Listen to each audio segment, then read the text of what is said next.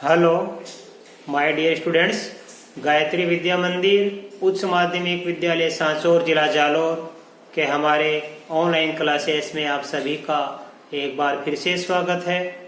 प्रिय विद्यार्थियों, आज हम कक्षा 8 की विषय गणित अध्याय 11 क्षेत्रमिति प्रश्न 11.4 के सवाल हल करना सीखेंगे।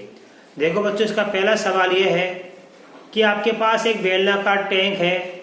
आप किस स्थिति में पृष्ठीय क्षेत्रफल एवं किस स्थिति में उसका आयतन ज्ञात करेंगे। अर्थात हमको ये पता करना है कि किस स्थिति में पृष्ठीय क्षेत्र ज्ञात करना पड़ेगा और किस स्थिति में उसका आयतन ज्ञात करना पड़ेगा। देखो बच्चों, इसका पहला सवाल है कि यह ज्ञात करने के लिए कि इसमें कितना पानी रखा जा सकता है, यानी पानी की मात्रा ज्ञात करने की बेलन में पानी की मात्रा कितनी आ सकती है। पानी क्या बच्चों, हमारा एक लिक्विड है, ये द्रव है, और हमेशा द्रव या लिक्विड की मात्रा ज्ञात करने के लिए किसी भी ठोस आकृति में यदि हम कोई द्रव डालते हैं या कोई लिक्विड डालते हैं तो उसकी मात्रा ज्ञात करने के लिए उसका आयतन ज्ञात किया जा सकता है। तो ये ज्ञात करने के लिए इसमें कितना पानी रखा जा सकता है, इसके लिए हम क्या ज्ञात करेंगे बच्चों, आयतन। हम क्या ज्ञात करेंगे, बेलन का आयतन ज्ञात करेंगे। इसका आंसर है। इसका प्लास्टर करने के लिए वांछित सीमेंट की बोरियों की संख्या हमें ज्ञात करनी है। तो सीमेंट की बोरियां मतलब सीमेंटेड प्लास्टर करेंगे हम। जैसे मान लो ये हमारा बेलन है, ध्यान देना,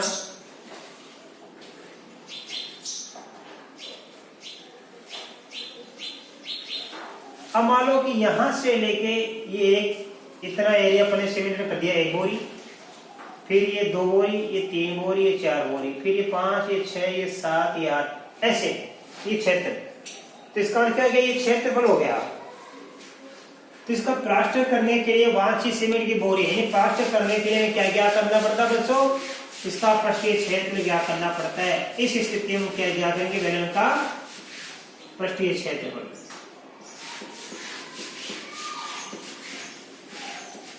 पृष्ठीय क्षेत्रफल ज्ञात करेंगे इस स्थिति में। और बेलन में भरे पानी से भरे जाने वाले छोटे टैंकों की संख्या, मान लो बेलन पानी से भरा हुआ है, ये बेलन किससे भरा हुआ है, पानी से। इसके छोटे छोटे ऊपर को कैन भरने हैं, तो इन छोटे छोटे टैंकों की संख्या ज्ञात करेंगे, क्योंकि बेलन किससे भरा, पानी से। और मैंने भी क्या कहा कि जब पानी यानी लिक्विड यानी द्रव बनने वाली कोई भी अपन इसमें पदार्थ डालते हैं ठोस में, तो उसका अपन आयतन ज्ञात करते हैं। तो ये फिर पानी आ गया, लिक्विड हो गया ये। इस कारण हमें इस स्थिति में क्या क्या करना पड़ेगा, बेलन का आयतन ज्ञात करेंगे। इस स्थिति में हम बेलन का क्या ज्ञात करेंगे बच्चों, आयतन ज्ञात करेंगे। अब आप इसका स्क्रीनशॉट ले लीजिए, मैं आपको सवाल नंबर 2 सिखाऊंगा।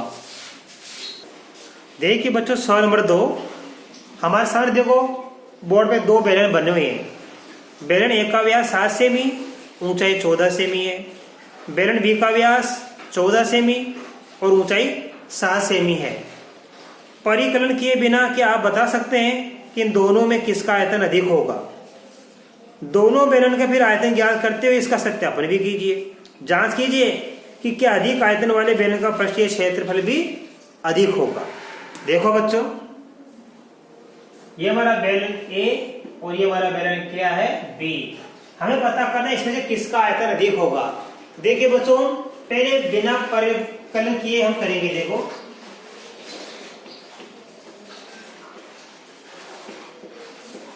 बिना परिकलन के हमें यह बताना है इनमें से किसका आयतन अधिक होगा। देखो बच्चों, यहाँ ये 14 सेमी इसकी ऊंचाई है, यहाँ 14 सेमी इसका व्यास है, यहाँ इसकी 7 सेमी व्यास है, इसके 7 सेमी ऊंचाई। ये दोनों माप समान से हैं। जब 2 बेलन के माप समान जैसे एक समान जैसे दिखते हो, ये 2 बेलन है और दोनों के माप एक समान जैसे दिख रहे, तो जिस बेलन का व्यास अधिक होता है, जिस बेलन का व्यास अधिक होता है उसी का आयतन अधिक होता है। तो बिना परिकलन के कैसे पता करेंगे, जब 2 बेलनों के माप एक जैसे हो ए से मतलब यहाँ 14 सेमी ऊंचाई है, यहाँ 14 सेमी व्यास है, यहाँ 7 सेमी व्यास है और यहाँ 7 सेमी ऊंचाई है। तो जब दो बेलनों के माप एक से हो तो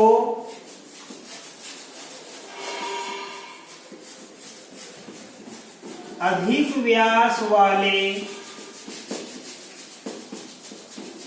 बेलन का आयतन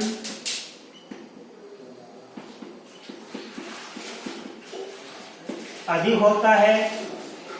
और यह अधिक व्यास वाला बेलन कौन सा है? 14 सेमी वाला कौन सा है? बी। इसलिए बेलन बी का व्यास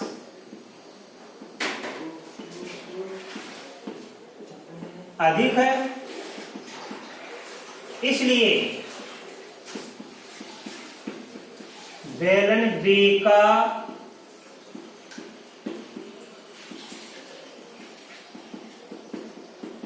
आयतन अधिक होगा। अब देखो हम दोनों का आयतन ज्ञात करके देखेंगे, ध्यान देना। बेलन एक का आयतन ज्ञात करेंगे। देखो बेलन एक का व्यास कितना? 7 सेमी, इसलिए त्रिज्या बेलन एक की त्रिज्या मान ली मैंने ये R1, ये हो जाएगी 7/2 सेमी।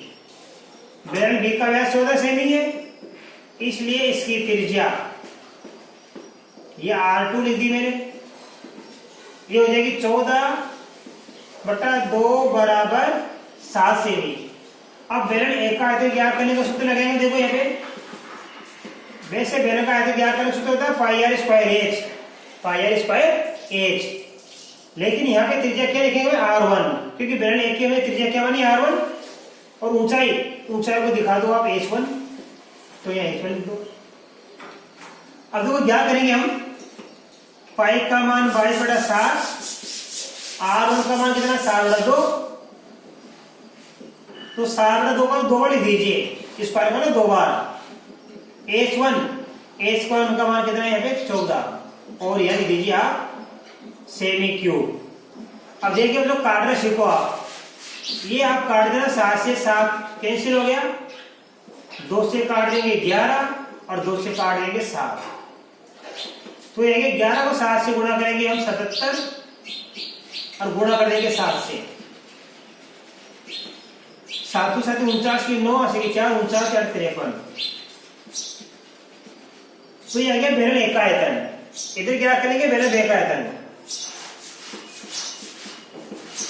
बेलन बी का आयतन वही πr²h। इस पर देखो मान कौन से लेंगे? R2, ये त्रिज्या R2 लेंगे, πr2 का स्क्वायर और यहाँ h2 देना, ये ऊंचाई h2। अब लिखे देखो आप, पाई का मान 22/7 होता है, R2 का मान कितना है? 7, तो 7 गुणा 7 2 बार लिख दीजिए आप, और h2 का मान कितना हमारे पास? 7, ये 7 का 7।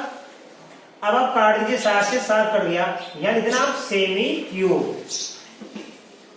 गुणा कर लीजिए, 22 का 22 या 22 7 154 कर दीजिए, 22 7 154 गुणा करेंगे 7 से, सेमी क्यूब।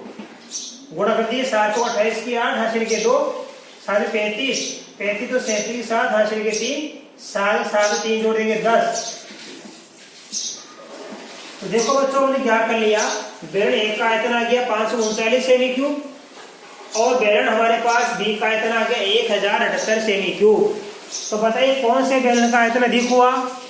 हमें देखते ही मालूम पड़ रहा है बच्चों कि बेलन यहाँ पे बी का आयतन अधिक हो रहा है, और ये हमने पहले लिख दिया, ये हमने परिकलन किए, इसके पहले भी लिखे थे वो बेलन बी का व्यास अधिक है, इसलिए बेलन बी का आयतन अधिक होगा, राइट। तो देखो हमने परिकलन कर लिया, बेलन एक का आयतन 539 सेमी क्यूब और बेलन बी का आयतन हमने ज्ञात कर लिया कितना क्या 1078 सेमी क्यूब। तो लिखेंगे इसलिए बेलन बी का आयतन बेलन ए के आयतन से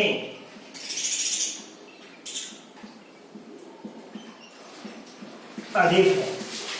ये हमने बिना परिकलन की भी ज्ञात कर लिया, क्योंकि जब दो बेलन के नाप एक जैसे दिखते हैं तो जिस बेलन का व्यास अधिक होता है उसी का आयतन अधिक होता है। अब देखिए बच्चों में इससे बेलन ए और बी का पृष्ठीय क्षेत्रफल का पता करना है कि क्या बेलन जिस बेलन का आयतन अधिक होगा क्या उसका पृष्ठीय क्षेत्रफल भी अधिक होगा, वो हम जांच करके बताएंगे। बेलन ए का पृष्ठीय क्षेत्रफल, बेलन ए का पृष्ठीय क्षेत्रफल कैसे क्या करेंगे, 2 पाई r प्लस a से, तो यहाँ हम लिखेंगे 1 और यहाँ 1 यहाँ 1, ठीक है। 2 की जगह 2, पाई का मान 22/7, r1 का मान, अब देखो बच्चों हम r1 का मान लिखेंगे क्योंकि हमारे पास r1 का मान कितना दिया था 7/2, तो यहाँ लिखेंगे हम 7/2। फिर यहाँ r1 का मान लिखेंगे 7/2 की जगह लिख सकता हूँ 3.5, और h1 का मान कितना दिया हमारे पास, हमारे साथ देखो अभी हम लोग को बताया था h1 का मान दिया 14 सेमी दिया हुआ है। अब देखिए हम लिखेंगे सेमी स्क्वायर, ये 2 से कर दिया 2, 7 से 7 कट गया तो ये आ गया 22। अब तो 14 में 3.5 जोड़ देंगे हो गया 17.5 सेमी स्क्वायर। 22 को 17 में 5 गुणा करेंगे, 22 110 की 0 8 के 11, 22 से 100 में 11 जोड़ देंगे 165 की 5 8 के 16, 22 को 22 में 16 जोड़ देंगे 38, एक संख्या छोड़ दे छोड़ो, ये आ गया 385 सेमी स्क्वायर। इसके बाद बच्चों क्या करेंगे ध्यान देना, बेलन बी का भी क्या करेंगे, बेलन बी का पृष्ठीय क्षेत्रफल, वही सूत्र लगाएंगे 2 पाई r की जगह r2 और कोष्ठक में r2 प्लस h, राइट। अब देखो 2 की जगह 2, पाई का मान 22/7, r2 कितना दिया हमारे पास में, यह 7, हमारे सवाल 7 दिया, बेलन बी का त्रिज्या 7 से भी दे रखी है, और फिर r2 की जगह 7 और h का मान क्या दिया, यह 7। बेलन बी की हमारे ऊंचाई कितनी दे रखी थी, 7 सेमी दे रखी थी। हल कर दीजिए, देखो 7 से 7 कट, 22 दूनी 44, 7 और 7 14, गुणा करेंगे 4 4 56 की 6, हासिल की कितनी बचेगी 5, 56 और 5 61, 616 सेमी स्क्वायर। तो बेलन ए का पृष्ठीय क्षेत्रफल 385 सेमी स्क्वायर आया और बेलन बी का 616 सेमी स्क्वायर आया। तो पर को मालूम पड़ गया कि बेलन बी का पृष्ठीय क्षेत्रफल अधिक है, इसलिए बेलन बी का पृष्ठीय क्षेत्रफल भी अधिक है। तो बेलन बी का आयतन भी अधिक हो गया और बेलन बी का पृष्ठीय क्षेत्रफल भी क्या हो गया, अधिक हो गया। नंबर 3, सवाल नंबर 3 में देखो आपकी बुक से मिलान कीजिए। आपकी बुक में लिखा है एक ऐसे घनाभ की ऊंचाई ज्ञात कीजिए जिसके आधार का क्षेत्रफल 180 सेमी स्क्वायर है। बच्चों क्या दिया हुआ है, एक ऐसे घनाभ की ऊंचाई ज्ञात कीजिए जिसके आधार का क्षेत्रफल 180 सेमी स्क्वायर है तथा जिसका आयतन 900 सेमी क्यूब है। बच्चों बड़ा ही सरल सवाल है, आप सवाल को पहले समझो। घनाभ के आधार का क्षेत्रफल 180 सेमी स्क्वायर है। घनाभ का आधार का मतलब उसका सतह है, उसका तल। और आप जानते हो कि घनाभ का तल कैसा होता है, घनाभ का तल आयताकार होता है, यानी उस आधार का क्षेत्र हो गया आयत का क्षेत्रफल। आधार का क्षेत्र कैसे गया, क्योंकि घनाभ का आधार या तल कैसा होता है, आयताकार होता है, अर्थात घनाभ के आधार का क्षेत्र हो गया आयत का क्षेत्रफल के बराबर, और आयत का क्षेत्र होता है लंबाई गुणा चौड़ाई। तो घनाभ के आधार का क्षेत्रफल दिया 180 सेमी स्क्वायर, 180 सेमी स्क्वायर। तो ये किसका हो गया, उस आयत का क्षेत्र हो गया घनाभ के तल का, फर्श का। और घनाभ का आयतन दिया है 900 सेमी क्यूब। तो घनाभ का आयतन का सूत्र क्या होता है, घनाभ के आयतन का सूत्र होता है घनाभ की लंबाई गुणा घनाभ की चौड़ाई गुणा घनाभ की ऊंचाई। राइट, अब हमें क्या ज्ञात करना है, इसके में घनाभ की ऊंचाई ज्ञात करनी है बच्चों। उस घनाभ की ऊंचाई ज्ञात करने के लिए तो सबसे पहले हम लिखेंगे माना कि घनाभ की लंबाई बराबर l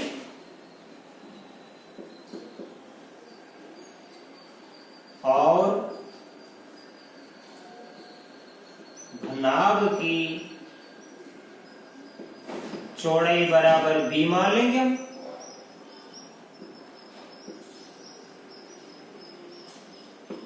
घनाभ की ऊंचाई बराबर h। बच्चों में ये पता नहीं घनाभ की लंबाई चौड़ाई ऊंचाई कितनी दे रखी है, लेकिन हम मान लेंगे आपको बता रखा है घनाभ की लंबाई को l से नोट करते हैं लेंथ, घनाभ की चौड़ाई को b से नोट करते हैं विड्थ, और घनाभ की ऊंचाई को s से नोट करते हैं हाइट। तो हमने मान लिया कि माना कि घनाभ की लंबाई बराबर l, घनाभ की चौड़ाई बराबर b तथा घनाभ की ऊंचाई बराबर h। अब हम बच्चों देखो घनाभ के आयतन का सूत्र लगाएंगे। यहाँ पे घनाभ के आधार का क्षेत्रफल भी दिया है और घनाभ के आयतन का मान भी दिया है।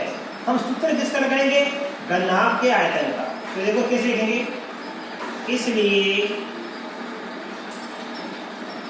घनाभ का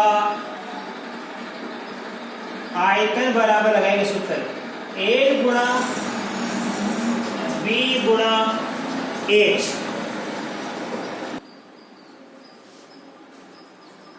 ठीक है, अब देखो घनाभ का आधार का क्षेत्र दिया 180 सेमी स्क्वायर, और आधार का क्षेत्र क्या होता है, लंबाई गुणा चौड़ाई। क्योंकि घनाभ का आधार मैंने आपको बताया कैसा होता है, घनाभ का आधार यानी तल आयताकार होता है, तो घनाभ के आधार का क्षेत्र कैसे क्या करेंगे, a इंटू बी से। तो ये 180 सेमी स्क्वायर मान दिया है, किसका मान दिया, a इंटू बी का, लंबाई गुणा चौड़ाई। तो a इंटू बी का मान कितना दिया है, 180 सेमी स्क्वायर। अब हम देखो बच्चों यहाँ पे इस a इंटू बी की जगह, a इंटू बी की जगह क्या लिखेंगे 180, तो a इंटू बी की जगह लिखेंगे हम 180 गुणा h का मान हमें ज्ञात करना है, बराबर आयतन, आयतन का मान दिया 900 से क्यों दिया, तो हम क्या लिखेंगे, घनाभ का आयतन बराबर लिखेंगे आधार का क्षेत्रफल है ये आधार का क्षेत्रफल गुणा ऊंचाई। तो घनाभ का आयतन हो गया a into B into H. यहाँ a इंटू बी क्या है, घनाभ के आधार का क्षेत्रफल है। तो a इंटू बी की जगह मैंने लिख दिया 180, a इंटू बी की जगह 180 लिख दिया, गुणा में h बराबर 900।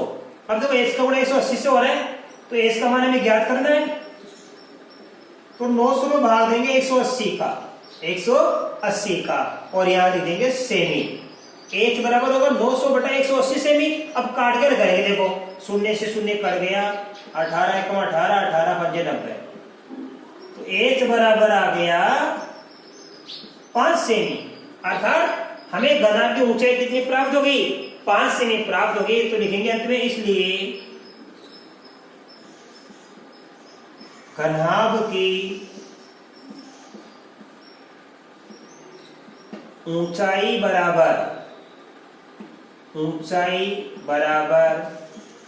5 सेमी, ये आंसर आ गया। राइट, तो बच्चों आज हमने देखो प्रश्न 11.4 कि आपको अपने 3 सवाल सिखाए, सवाल नंबर 1, सवाल नंबर 2, सवाल नंबर 3, और बड़ी सरल सवाल है ये। पहला सवाल हमारा था, उसमें हमको ये पता करना था एक बेलन में किस स्थिति में हमें आयतन ज्ञात करना पड़ता है और किस स्थिति में हमें पृष्ठीय क्षेत्र ज्ञात करना पड़ता है।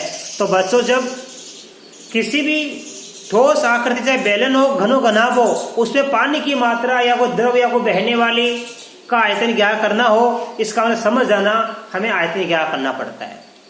और किसी भी प्लास्टर पर दीवारों प्लास्टर करने के लिए सीमेंट की बोरियों की संख्या ज्ञात करनी है या प्लास्टर करना है, इसका मतलब समझ जाना हमें पृष्ठीय क्षेत्र ज्ञात करना है।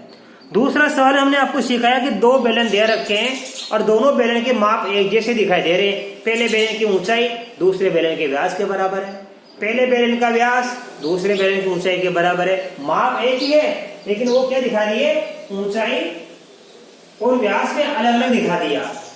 तो जब दो बेलन हैं उनके माप एक जैसे हैं तो बिना परिकलन किए यानी उसको बिना हल किए ही हम देख कर बता सकते हैं कि कौन से बेलन का आयतन अधिक होता है। तो बच्चों कौन से बेलन का आयतन अधिक होता है कि जिस बेलन का व्यास अधिक होता है उसी का आयतन भी अधिक होता है। ये बिना हम हल किए पता कर सकते हैं। बाद में हमने जांच करके बता भी दिया, आपको बता दिया, सत्यापित करके बता दिया, दोनों को ज्ञात करके, पहले बेलन ए और दूसरे बेलन बी का आयतन ज्ञात करके हमने आपको बता दिया था कौन से बेलन का आयतन अधिक और कौन से का कम है।